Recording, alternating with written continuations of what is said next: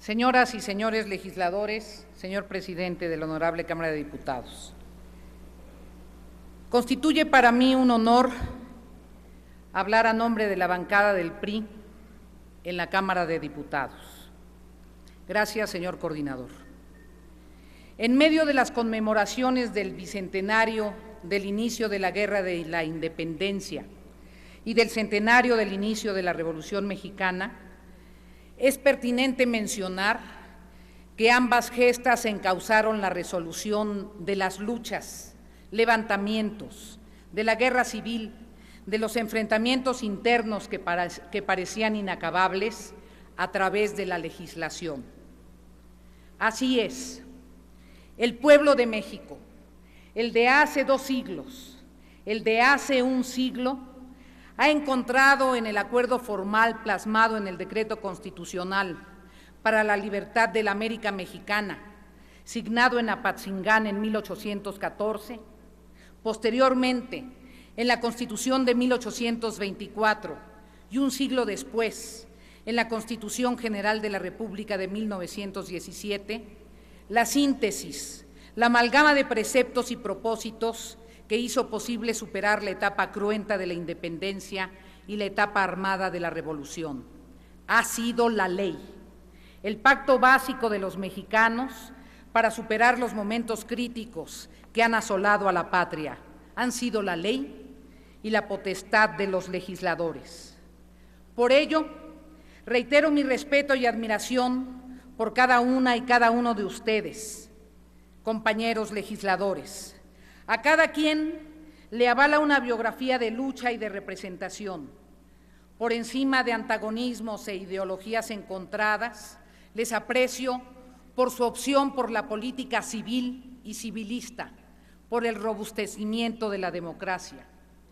Reivindico el papel del Poder Legislativo en la historia nacional y lo valoro en la época contemporánea como el espacio plural, vivo, que refleja las contradicciones reales que caracterizan a la sociedad mexicana actual y las distintas visiones de país. Una Cámara crítica, independiente, sujeta al mandato de las mayorías, es valladar para los grandes intereses que aspiran a subordinar a todos los poderes. Una Cámara reflexiva, dialogante, capaz de aportar soluciones legislativas a los problemas que aquejan al país, es indispensable en la construcción de la democracia mexicana del siglo XXI, que no puede ser la reproducción caricaturizada de la dinámica política del siglo XX, con un hiperpresidencialismo que sometía a los otros poderes. Coincido, el presidente debe venir a rendir su informe al seno del Congreso de la Unión.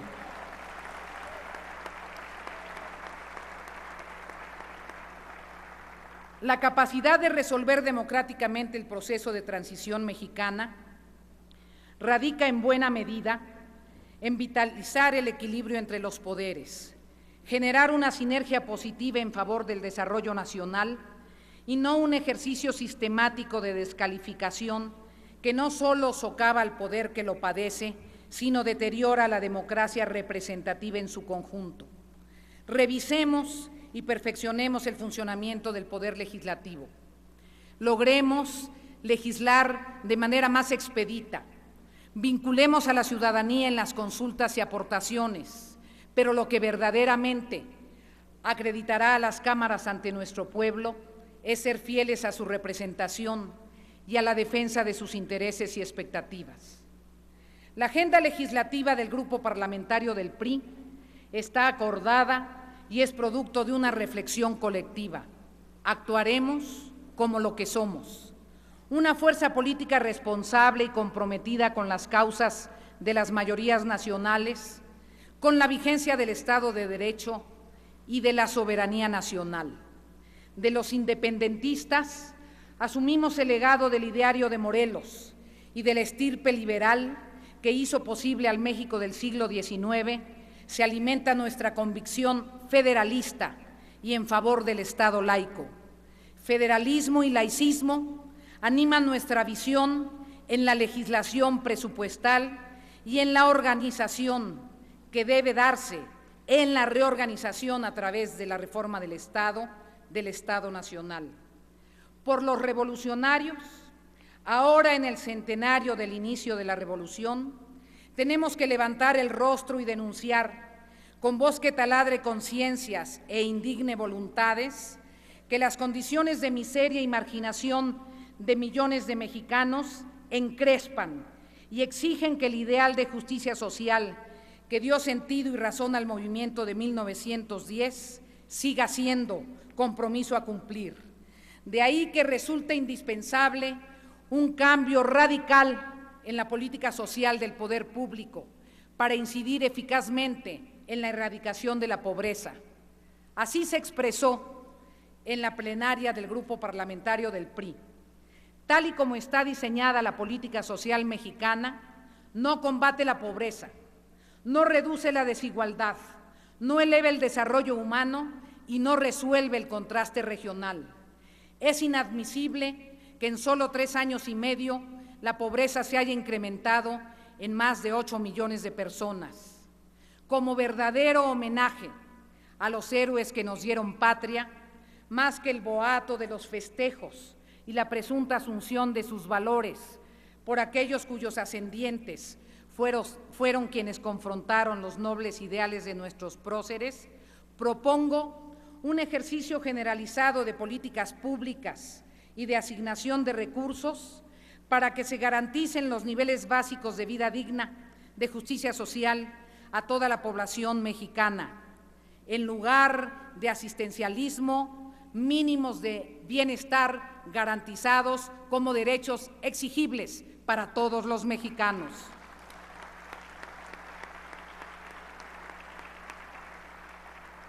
Que se revise en esta era de la globalización cuáles decisiones claves de la política económica y migratoria socavan la independencia nacional para que, conscientes de los tiempos nuevos, no demos la espalda a aquellos que lucharon por un México soberano, independiente, libre, digno y justo. Pugnemos por una estrategia económica y productiva que fortalezca las capacidades de los mexicanos de producir y competir, sin una política arancelaria desleal que avasalla la existencia de sectores productivos nacionales fuertes.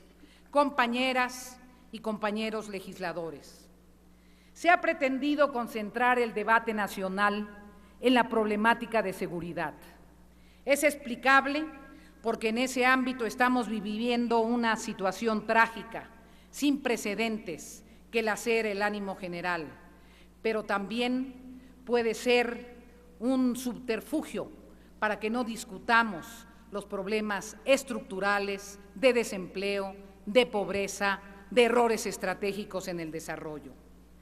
Me atrevo a decir que estamos viviendo una situación trágica, entendiendo la fuerza de esa palabra, porque no existe registro de que en tiempos de paz hayan fenecido en el curso de casi 4 años más de 28,000 personas. De entre quienes perecen en el combate valeroso de las Fuerzas Armadas por restablecer el orden, honor a quien procura la prevalencia de la legalidad, y los que corresponden al saldo mortal por las vendetas entre bandas, o las víctimas civiles masacradas porque coinciden en medio de una balacera, o el horror del asesinato a los migrantes, o las personas secuestradas para obtener recursos, extorsionadas y amenazadas para pagar tributo cotidiano a la delincuencia organizada.